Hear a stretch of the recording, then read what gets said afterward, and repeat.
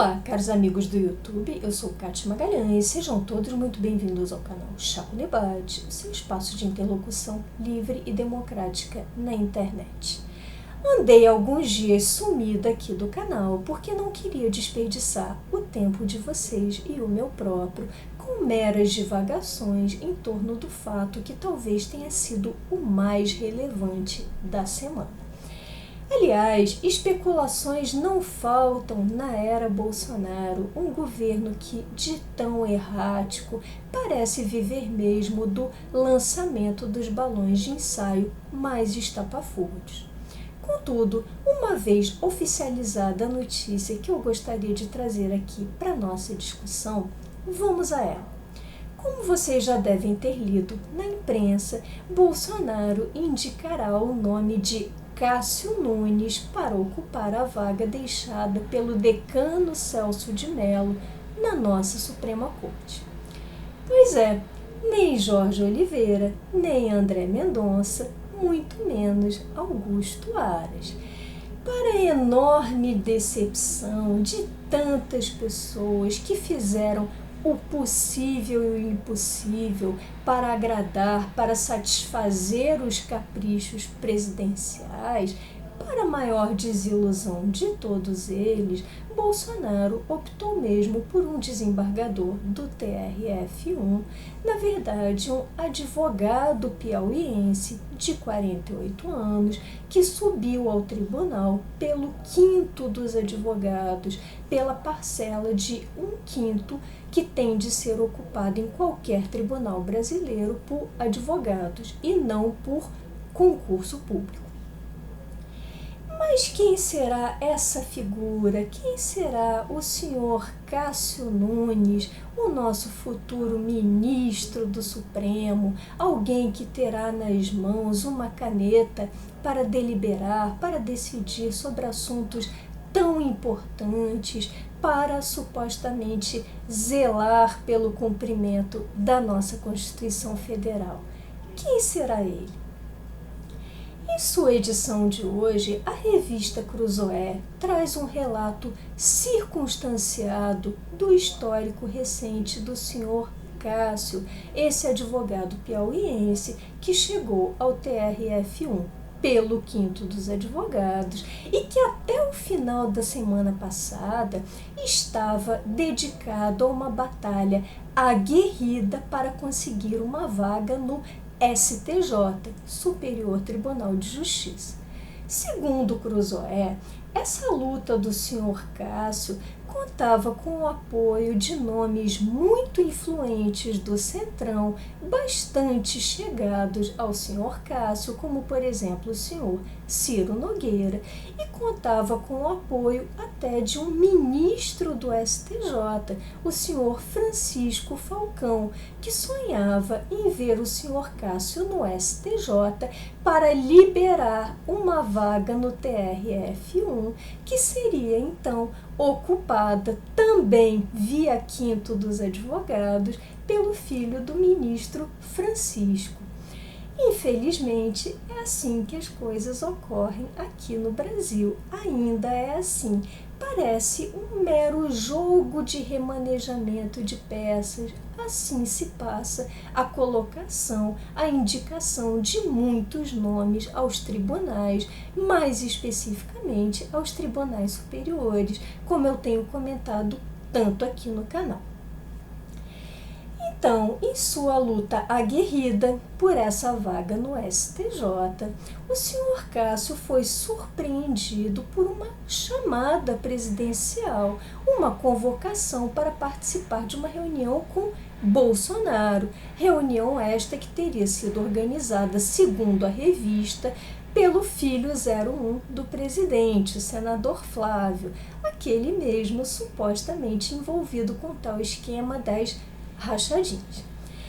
Então, chegou Cássio a essa reunião, acreditando que fosse discutir a vaga para o STJ, que também tem de ser preenchida por indicação presidencial.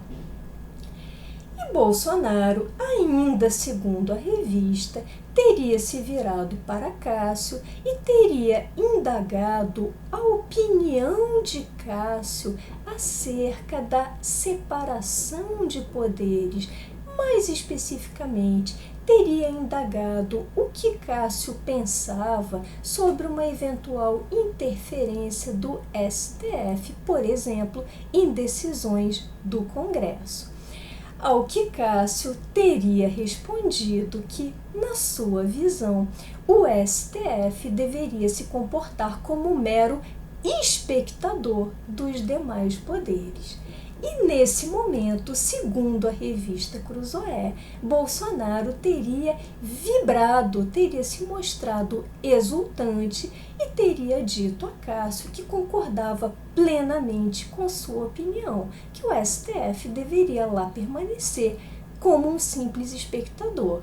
E foi nessa ocasião que Bolsonaro revelou a Cássio que a vaga que na verdade estava em discussão não era para o STJ, mas sim para o STF, para a Suprema Corte do país.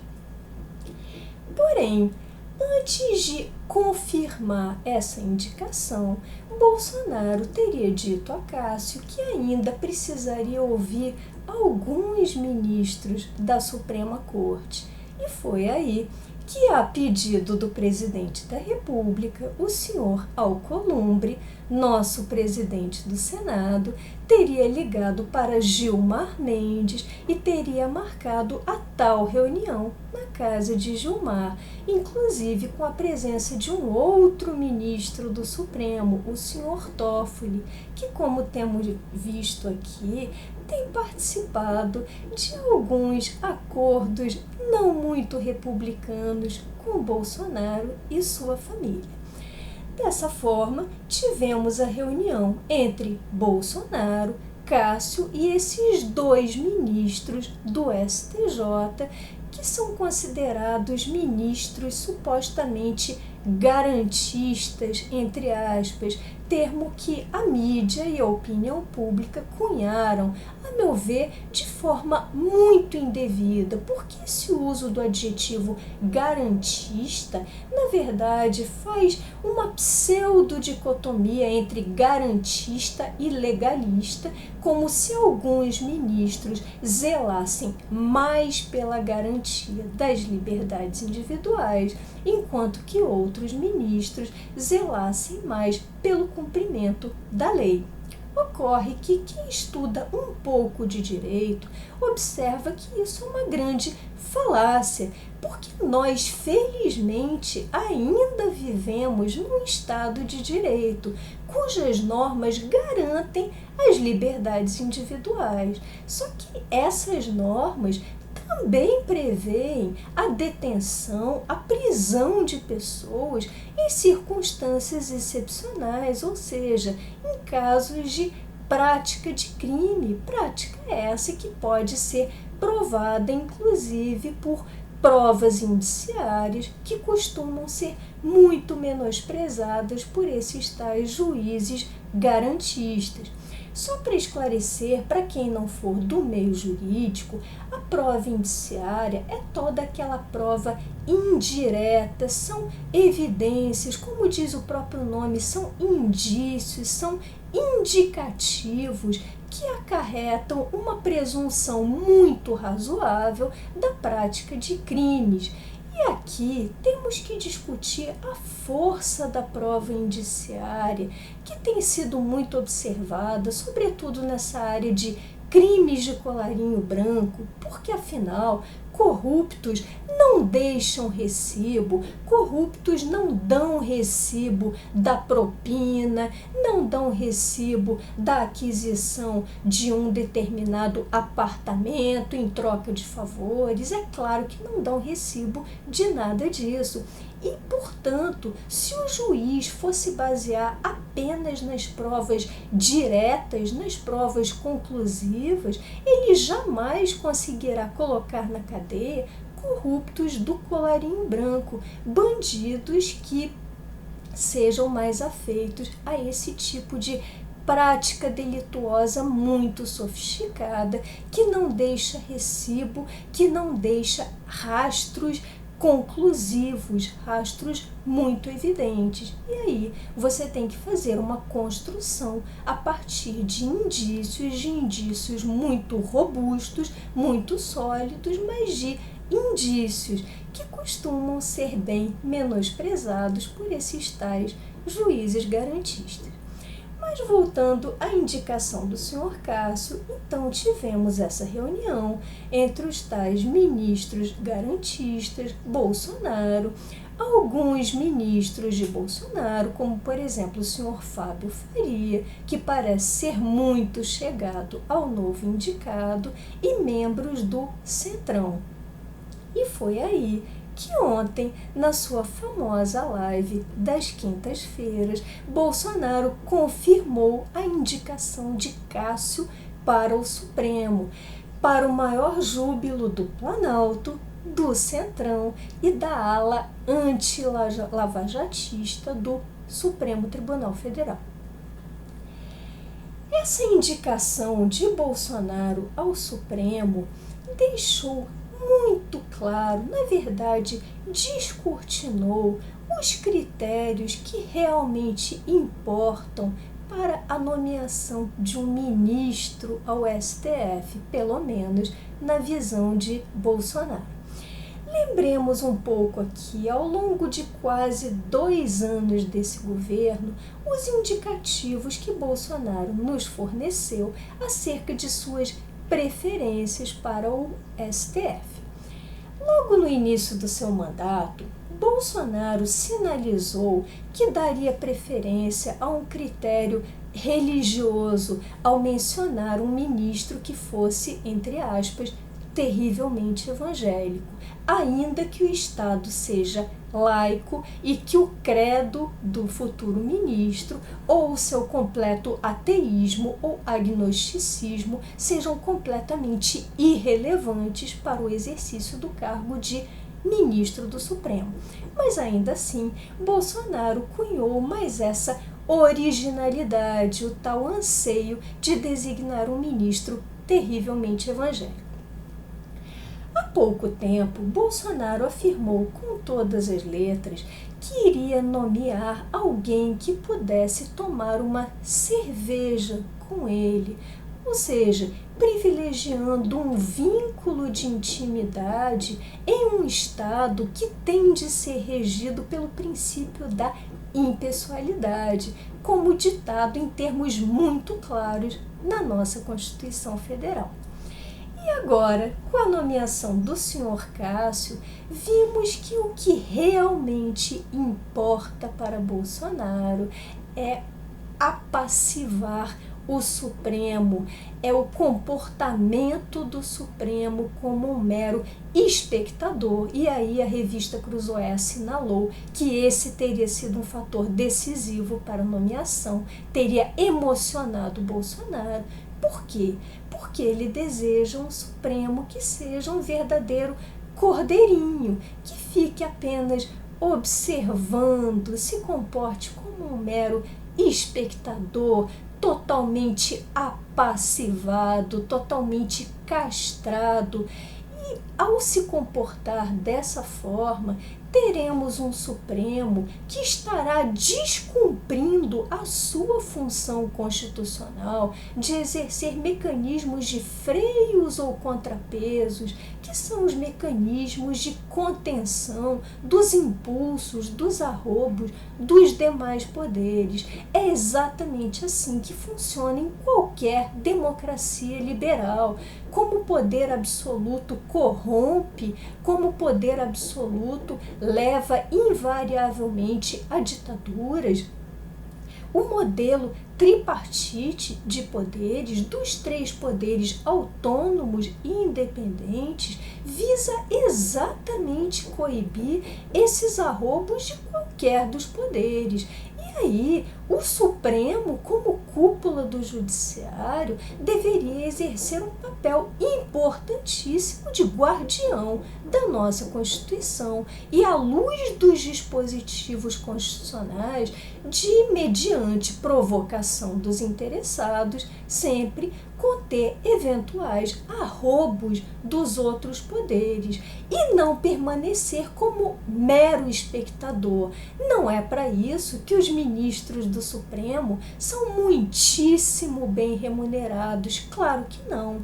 Portanto, temos aí em curso a execução do plano de Bolsonaro, da sua verdadeira arquitetura da destruição, de tornar o Supremo uma instituição bem passiva, bem inerte, que apenas baixa a cabeça para todos os arrobos da ala bem fisiológica do parlamento, mais especificamente do Centrão, e para os seus próprios arrobos, seus de Bolsonaro.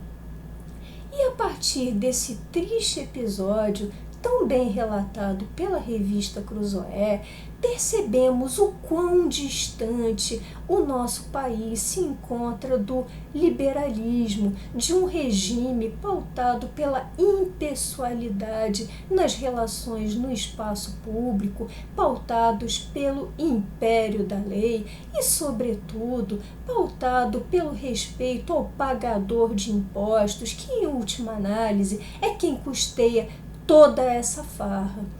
E para quem ainda acreditar que uma sociedade liberal seria um modelo utópico, pensem que países muito mais avançados que o nosso já vivem essa realidade de relações públicas muito mais impessoais, de respeito ao império da lei e, sobretudo, de respeito ao pagador de impostos. É claro que qualquer sociedade humana sempre vai padecer de imperfeições, porque a imperfeição é inerente à própria natureza humana. De toda forma, nessas sociedades mais avançadas, nós enxergamos essas relações mais impessoais e, sobretudo, o ditame da lei, o respeito às leis, ao Estado de Direito, o que infelizmente ainda está